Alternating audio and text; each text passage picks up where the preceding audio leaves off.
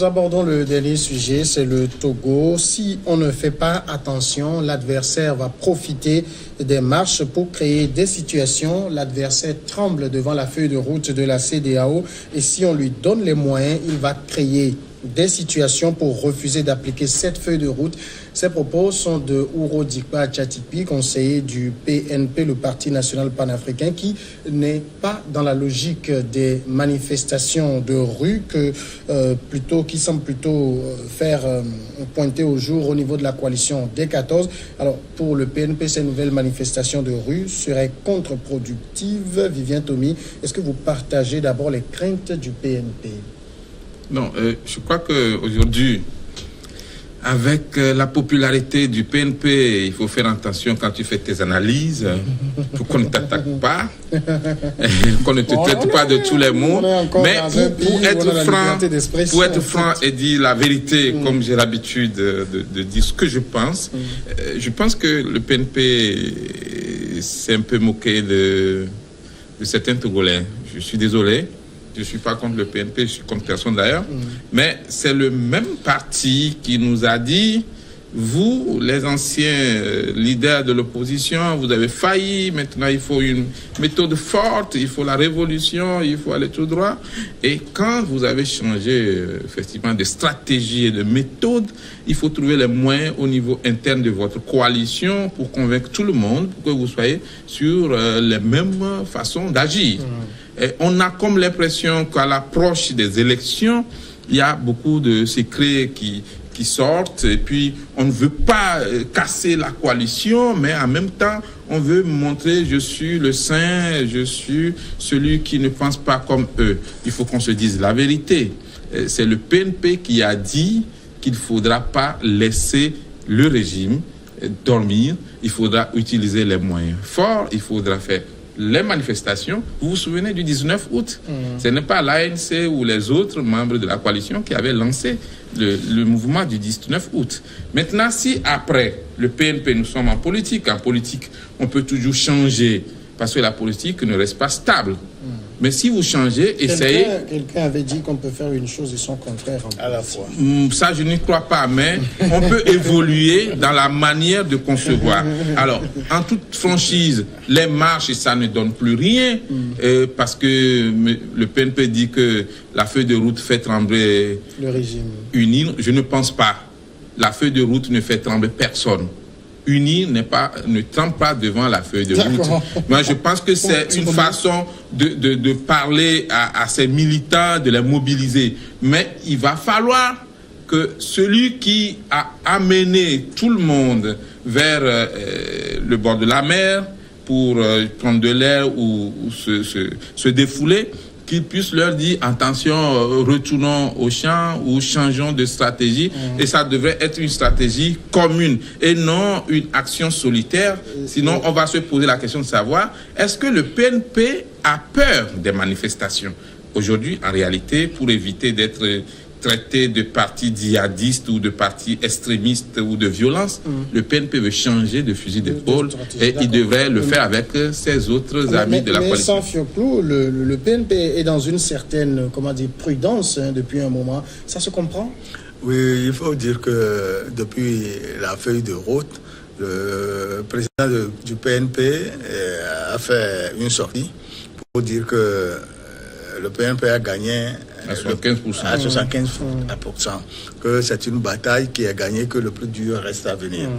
Et du coup, le même PNP dit être dans la rue aujourd'hui n'est pas une bonne chose parce que il faut tenir compte de la feuille de route et attendre le comité de suivi pour savoir ce qu'il faut faire. Or, de l'autre côté dit nous avons une seule arme. C'est les manifestations.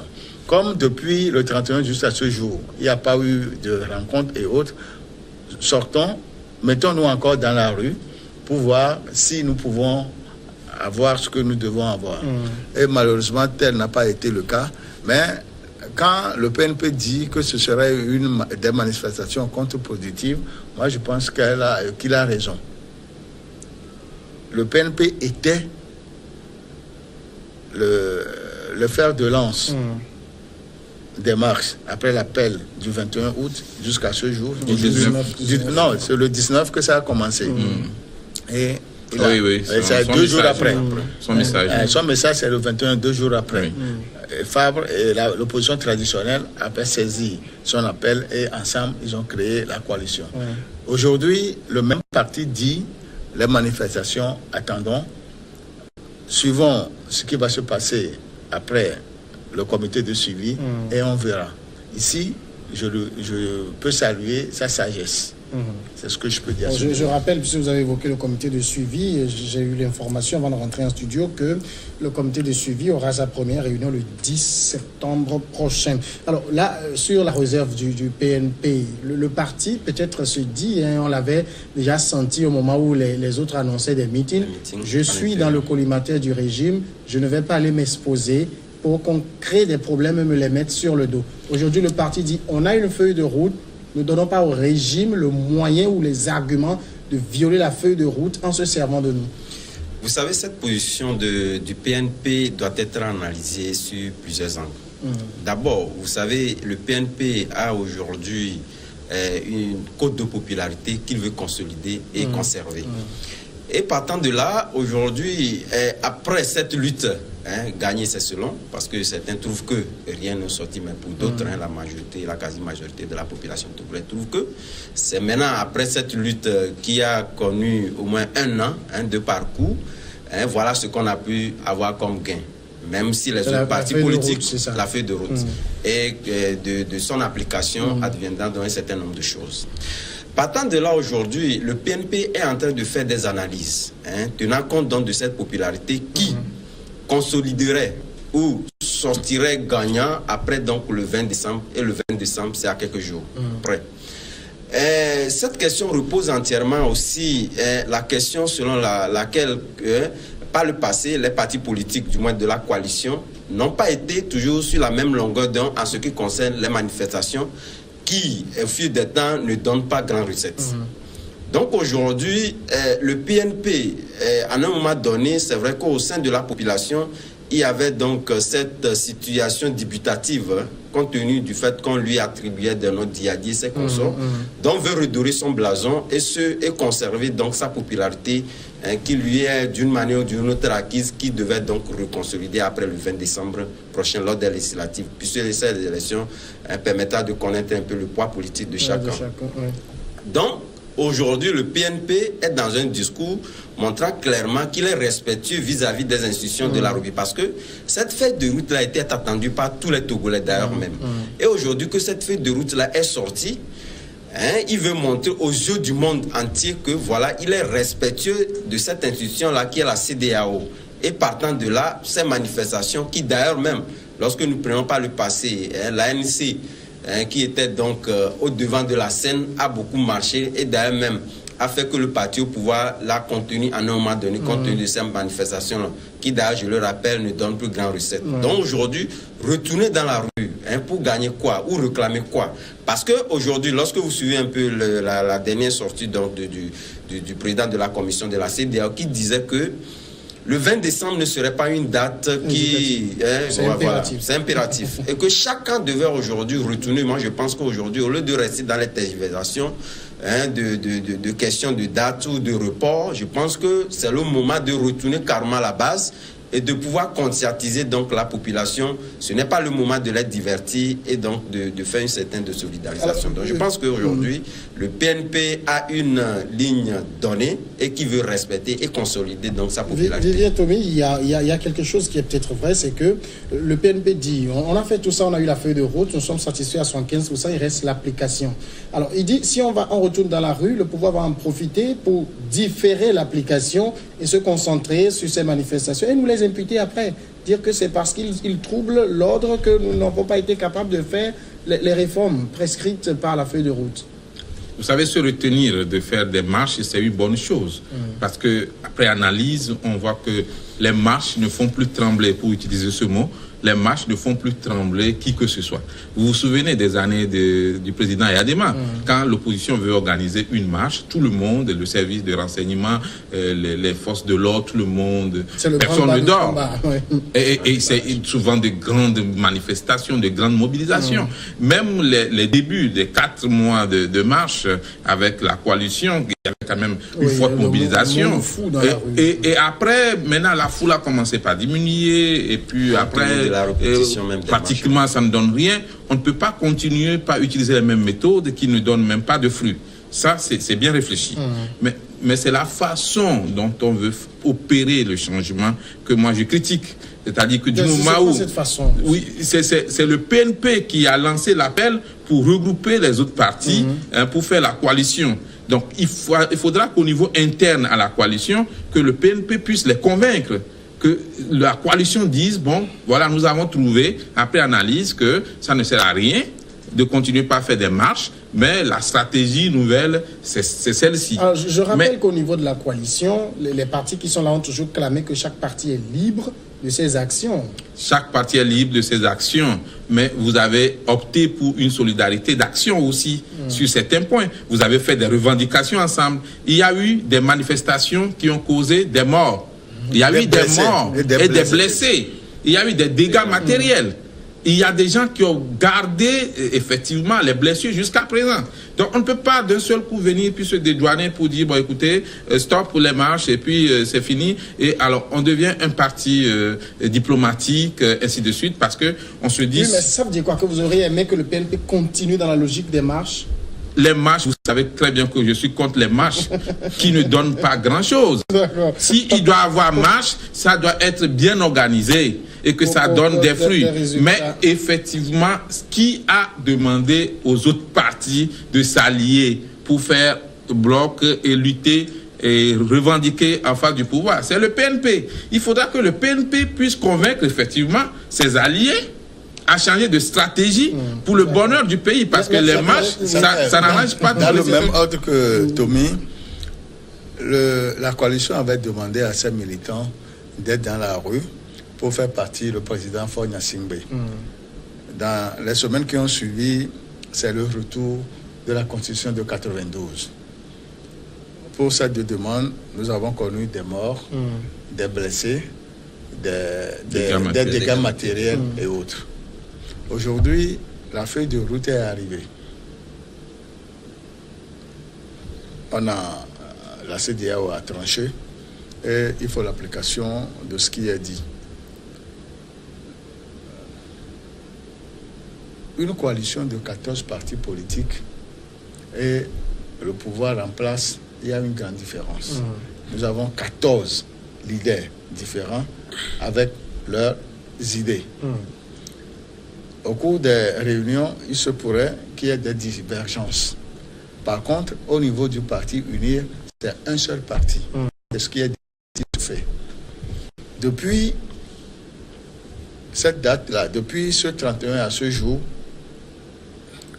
il n'y a pas eu de rencontre bilatérale entre les deux protagonistes, pouvoir et UNIR. Selon moi, la feuille de pouvoir et C14. Selon moi, la feuille de route devait permettre à ces deux protagonistes de se parler, de s'asseoir autour d'une table pour se regarder droit dans les yeux. La question est aussi évoquée après la feuille de route, parce qu'on n'a pas fermé la porte. Ce qui veut dire que le dialogue se poursuit, c'est ce qui a été dit. Oui, mais il y a le comité de suivi, effectivement, qui devait venir pour ça. Mais avant ça, aujourd'hui, nous sommes au 5 septembre. Un mois, 5 jours. Après la feuille de route. Rien n'a été fait. Chacun est resté dans son coin. Si il y a un problème politique et que les acteurs politiques ne se parlent pas entre eux, comment est-ce que le problème peut être résolu? On doit toujours attendre les autres pour qu'ils viennent parler à notre place. Le développement du Togo sera dans les mains de l'étranger.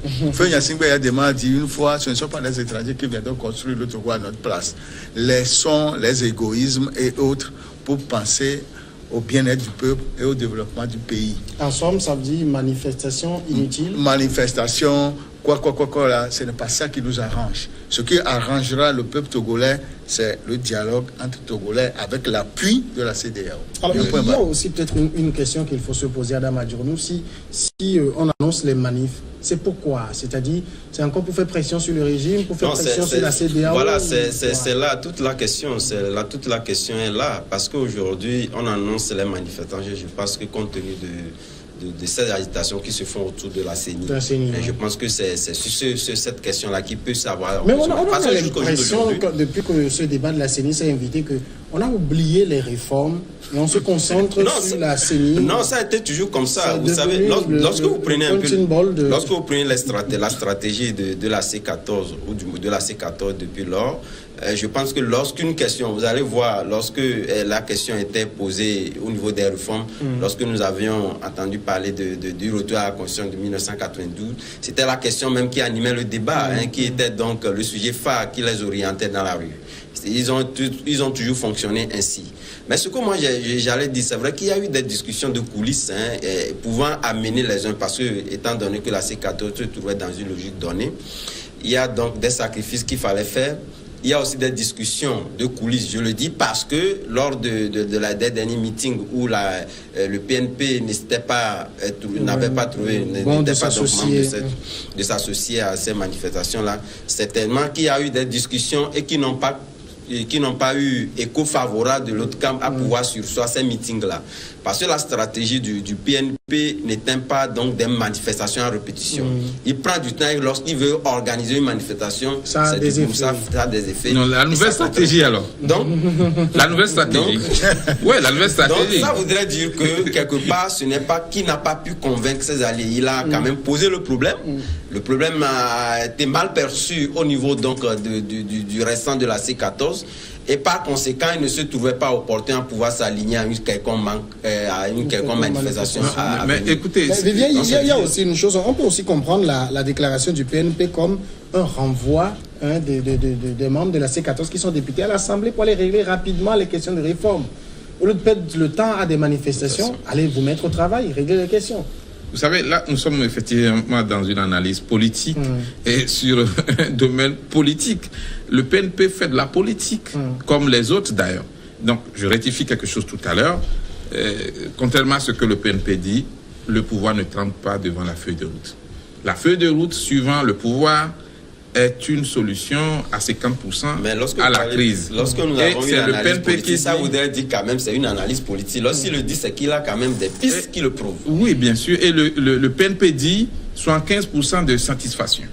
Maintenant, quand vous avez changé de stratégie, essayez d'expliquer clairement au peuple, mais aussi à vos... Oui, mais est-ce que c'est pas ce qu'ils sont en train de faire? À vos alliés de la C14. Si on ne fait pas attention, l'adversaire va profiter des marches pour créer des situations. Oui, mais c'est clair que aujourd'hui, le PNP a compris que les marches ne donnent pas grand-chose. Et il faut changer de système, de façon de faire. Et tout le monde le reconnaît, même tous les citoyens savent que les marches ne font plus peur comme ce qu'il y avait avant. C'était même pas la stratégie du PNP, parce que lui, comme je venais de le dire tantôt, les marches à répétition, les manifestations à répétition n'étaient pas donc sa stratégie. Oui, bon, on peut peut-être l'expliquer comme ça, mais le PNP s'était associé quand même aux marches. Et aujourd'hui, contrairement à ce qui est dit, je ne vois pas les forces de l'ordre ou de sécurité continuer après la feuille de route de la CEDEAO par réprimer à 100 des manifestations. Quoique, est-ce que les manifestations sont utiles? La question doit être posée au niveau des leaders qui veulent lancer encore des manifestations. À quoi cela sert de mettre encore le pays à genoux économiquement et on n'a même pas les résultats escomptés, mais on punit carrément les citoyens avec des marches que moi je juge pas importantes aujourd'hui. Samuel, vous savez, quand on dit que l'opposition n'a pas de stratégie, les gens insultent, font ceci, font ça. Moi, je ne veux pas juger, mais je veux le faire sur le plateau. Avant l'histoire de la coalition, il y avait quoi sur le plateau, sur le terrain politique? C'est la décentralisation. Oui. C'était la décentralisation qui était sur le plateau. Je n'en entends plus parler. Et depuis que ça a commencé, on a changé de revendication. On a dit que les Togolais, il faut l'élection locale pour que on ait la décentralisation et que chaque localité soit s'autogère, se développe à partir des communes rurales et urbaines. Mais on a laissé tout ça. Maintenant, départ de Fogna Singbe, C92, on est revenu à la feuille de route. Certains sont d'accord, d'autres ne le sont pas. La CENI, si on ne recompose pas, nous n'enverrons pas les gens, on n'enverra pas les gens là-bas. Si ce n'est pas ça, il faut une parité 8-8 plus l'administration. Wow. Voilà. On s'embrouille. Finalement, les militants ne savent plus où aller. Et tout ça se regroupe sur la rubrique réforme. Si les réformes ne sont pas faites avant le 20, est-ce que les militants iront voter? Eux-mêmes, où est-ce qu'eux-mêmes ils iront? Ouais, mais je pense que effectivement sur ce point, la CEDEAO a été plus que claire. Il faudrait que toutes les formations politiques essaient maintenant de se réveiller et commencent par préparer les élections, parce que contrairement à ce que tout le monde pensait, la CEDEAO ne croit pas que la date du 20 décembre ne puisse pas voir les élections législatives. Ouais, parce que le 22, il faut un compte rendu à Abuja, au sommet. Donc, je crois que les partis politiques de l'opposition, dans son ensemble, pas seulement la C14, ont plutôt intérêt, dès aujourd'hui, à aller sur le terrain, à travailler, à mobiliser la troupe. Il faut déjà commencer par appeler... Ça peut se faire aussi dans les manifestations. Hein. Bon, pas forcément. Combien de personnes vont aux marches? On a vu les milliers de personnes. Oui, mais ce n'est pas tout le monde, justement. Ce n'est pas tout le monde parce qu'il y en a beaucoup qui restent à la maison. Et le pire encore, il faut en parler, c'est que tu vois ces manifestations de l'opposition avec des jeunes qui scandent des slogans, mais qui n'ont même pas de carte d'électeur. C'est le moment pour les partis, surtout de l'opposition, d'appeler les militants, les citoyens à se faire établir une carte d'électeur. Mais quand on trouve avant d'aller là-bas, il faut est-ce qu'ils ont des cartes d'identité? Non, aujourd'hui, il y a la possibilité de pouvoir faire des cartes de la CENI est déjà décriée. Non, décriée, oui. Aux gens d'aller se faire recenser, c'est se trahir aussi. Que les gens contestent la composition de la CENI, c'est une chose. Mais les partis politiques... C'est tout le travail que la CENI fait. Oui, mais les partis politiques ont pour premier objectif la conquête du pouvoir. Donc il faudra aller aux élections et je crois que dès maintenant, il faut appeler les militants et les citoyens à se faire recenser.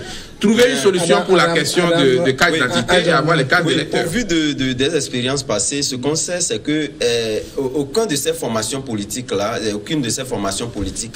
ne va boycotter ces élections-là. Parce qu'aujourd'hui, ça c'est certain. Parce qu'aujourd'hui, au vu d'un certain nombre d'actes posés par le passé, et qui ont coûté cher à la classe politique. 2002, pas de réforme, pas d'élection. Donc ça on y va quand même. Voilà, aucune formation politique ne va boycotter ces élections-là. Donc moi je pense qu'aujourd'hui... Pas aucune, mais... Non, ce qui est certain, c'est ça. Beaucoup de formations politiques. Bon.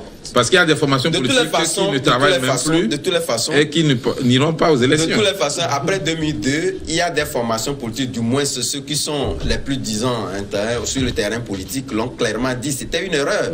Les gens ont quand même regretté après que ça a été fait. Donc je pense qu'aujourd'hui, ces erreurs-là ne vont pas être répétées. Donc ça voudrait dire, moi je me dis que c'est du dilatoire qui se fait. On passe le temps à pouvoir démobiliser entièrement les électeurs au lieu de les mobiliser, puisque c'est le moment. Nous avons seulement que 2 mois où UNIR a occupé tout le champ politique et il est partout, les rameaux, partout. C'est apparemment parce que peut-être donc, que les autres ont leur façon de travailler aussi. Non, on devait le savoir, Ah bon? C'est pas tous les partis politiques qui communiquent autour de ce qu'ils font. De toutes les façons, en général, la C14 habitue les gens à une communication. C'est la C14. Non, même de toutes les façons. Mais quand tu prends les partis individuellement, c'est pas tellement... Par rapport au comité de suivi de lundi, c'est un communiqué de la C14 qui est publié sur les réseaux sociaux. Oui, de toutes les façons, aujourd'hui, vous savez... Vous savez que la communication à outrance... La pluralité même des médias que nous avons, qu'on vous invite ou pas, l'information sortira. Parce que vous le dernier point sur la situation, nous parlons de la C14. Est-ce que la C14 ira aux élections en alliance ou bien chaque parti va chercher. Non, concernant les législatives, ils vont décider de cette question-là à l'interne. D'ailleurs, même le schéma est là clairement. Lorsqu'on ne puisse pas s'entendre sur des manifestations ou non, où les gens se désolidarisent, ça ne voudrait pas dire qu'il y aura dans cette solidarité-là. Il y a aussi peut-être une question, je voudrais qu'on y réponde. Alors, on sait que la C14 s'est constituée à l'appel du PNP. Oui. Pourquoi aujourd'hui, quand le PNP émet des réserves, on ne suit pas? Est-ce que en démocratie, les autres sont obligés de suivre ce que vous dites? Il devrait avoir un débat pour un but donné et que le PNP pense que c'est Samuel, l'appel qui a été lancé par le Tikpi Tchadam du PNP a abouti à la coalition des 14 partis. Mais individuellement, les objectifs ne sont pas les mêmes. Ouais, chaque parti a ses objectifs. Le PNP, ce que nous avons connu du 9 août à nos jours, une certaine violence et des casses. Alors que les partis traditionnels que nous avions eus, nous avons eu que des marches pendant 4 ans, 5 ans. Qui n'ont pas fait grand recette. Ce qui veut dire que l'apport du PNP n'a pas fait du bien. Ça n'a fait que du mal. Néanmoins, on les reconnaît plus dans les manifestations que l'Orange même, à un certain moment. Ça va pas plaire. Non, mais je pense qu'aujourd'hui, ce qu'il faut noter, c'est que tous les partis politiques ont intérêt à préparer les élections, à y aller.